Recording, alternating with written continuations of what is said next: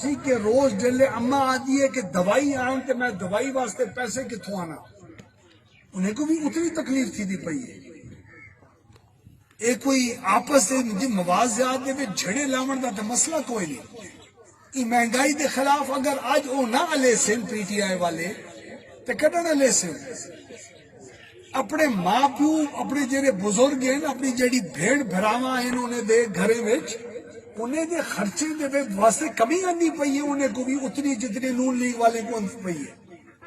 وہ الاوین نہ، وہ ضرور پوسٹر بینر لاوین، لیکن انہیں دے ہوتے لکھ گھنے نا خان صاحب مہنگائی نامنظور، کیوں نہیں لکھیں دے؟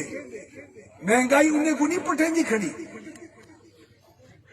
اسارے بورچی خانے دے خرچے 40,000 روپے مہینے دا میرا خرچ ہوندہ بورچی خانے دا اسلام آباد دے گھر دا، آج 1,10,000 روپے تھیا کھڑے۔ میں کو تو نہیں فرق پڑنا پیا، میں 60-70,000 روپے بیاچا خرچ کرے نا، لیکن سوچو 18,000 روپے والی تنخواہ والے ملازم کو کتنی تکلیف لینا ہو سی۔ سوچو 25,000 والا کلرک، 32,000 والا اکاؤنٹنٹ، دوائی دے کمپنی دے وچ کم کرن والے 35,000 والے ملازم، سوچو 7800 روپے دی ڈی اے پی دی بوری انہیں گھا والے وگھے دے وچ سٹن دے ویلے زمیندار کو کتنی چب دی ہو سی۔ سوچو پی ٹی آئی والے نوجوان جنہیں تھا موٹر سائیکل کو کک مار کریں 100 روپے دے وچ دیرہ غازی خان تک ویندے ہن، سیر سپاٹا سارا جہاڑا کریندے ہن، واپس آن کھڑدے ہن تے پٹرول مکدا ہا۔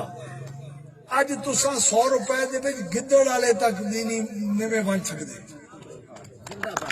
یہ حقیقت ہے، انہیں حقیقتیں کہنے کوئی منہ نہیں موڑ سکتا۔ ای خاطر اسا جدو جہد کرے دے پائے۔ اج شوکت جی ترین صاحب جرا وزیر خزانہ ہے پاکستان دا تے پی ٹی آئی دا، وہ اج وقت انگریزی اخباریں بیان دیتے سے، ہون میں کمپیوٹر دے ہوتے ڈٹھے بھی فون دے ہوتے، وہ آدھے ابھی مہنگائی کا طوفان آنا باقی ہے۔